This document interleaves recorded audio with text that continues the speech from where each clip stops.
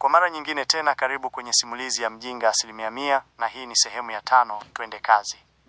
Bora nitoe na hizi nilizoficha, maana naweza ua watu, halafu nikapata kesi kubwa. Bora tu nitoe.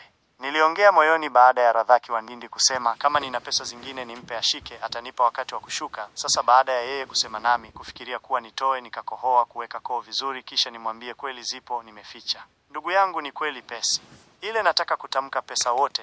Tulishituliwa na sauti ya mhudumu wa mle kwenye basi ambaye alikuwa anasema tumpe tiketi akague, na kweli akaanza mwenzangu akampa tiketi akakagua na kumrudishia. Ikaja zamu yangu nikampa akakagua na kukuta safi ipo vizuri. Sasa wakati ananirudishia na kaniuliza una tiketi zingine. Sikujua alijisahau au la, ila aliniuliza na kuondoka nami huku nyuma nikajibu zingine hamna, na yule rafiki yangu Radhaki wa Ndindi akajua ni pesa zile alizoniuliza, kumbe mimi najibu tiketi ndo nazungumzia. Basi na yeye akasema ndugu yangu, sasa tulia uwe mpole wakati wa safari, pia tukikaribia kufika Morogoro nitakwambia ulale maana ni hatari. Sawa, Radhaki wa Ndindi aliniambia. Kiukweli moyoni nilimshukuru sana, maana huyu rafiki ananisaidia vingi ambavyo mimi nilikuwa sijui kabisa.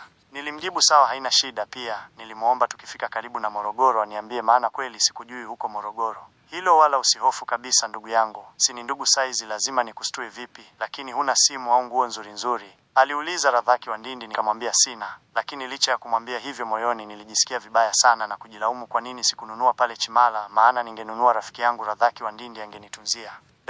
Sema so, kesi haina shida, aliongea wa Ndindi huku akionekana kuumia mno. Mimi kumjibu kuwa sina simu wala nguo mpya. Yani mimi mwenyewe nilijisikia vibaya sana, sikupenda wa Ndindi aumie. Basi tuliendelea kupiga stori za hapa na pale huku gari likizidi kuchanja mbuga, na hatimaye tukawa tumepita Iringa, Ilula, Kitonga, Mikumi kwa mjibu wa Ndindi, maana nilikuwa sijui, na tukawa tunaitafuta Morogoro. Ndugu Kanjunju Dundusi Pumbuna, unaona ule mji wa Ndindi aliniuliza. Nikamjibu ndio na uona ndio Morogoro. Au nilimuuliza yes, sio Morogoro ni Morogoro. Sasa hapa inabidi ulale maana we ile Instagram profile huna, aliniambia wa Ndindi na kunitajia hiyo aliyosema kwa Kiingereza. Kweli nilikuwa sina na nilikuwa naogopa balaa. Sawa ndugu, basi kwa nilale tukipita utaniamsha, maana na kukubali mno, una roho nzuri sana, nilimwambia wa Ndindi Radhaki huku nalala. Na huwezi amini nilikuwa natetemeka sana kwa kuhofia kukamatwa, maana wa Ndindi moja ya story wakati tunapiga aliniambia mimi nimepanda basi bila kufata hatua, yani nimekurupuka kupanda, ilibidi nianze kupanda tugari tudogo ndo nije mabasi. Na hicho ni moja ya vitu ambavyo vilinifanya nitetemeke sana, maana nilijua sina kibali kwa mjibu wa Ndindi Radhaki. Basi baada tu ya kulala usingizi ulinipitia nikalala fofofo. Alama ya reli inasimuliwa nyuma ya tukio. Radhaki wa Ndindi ni moja ya vijana ambao sio wajinga kiasi hicho. Amezaliwa Buza jijini Dar es Salaam. Amekulia Buza na mpaka sasa ni kijana wa Misheni Town, mpiga madili. Na alikutana na Kanjunju Dundusi Pumbuna kwenye bus akitokea Mbeya kupeleka mzigo wa madawa ya kulevya ambayo husambaza pia. Sasa humo kwenye basi akamsoma Kanjunju baada kusikia story yake kuwa aliacha pesa kwenye begi, na moja kwa moja akajua dishi la Kanjunju Dundusi Pumbuna limecheza, na ndipo akamuibia kwa staili ya kumwambia Kanjunju hana kibali cha kupanda basi.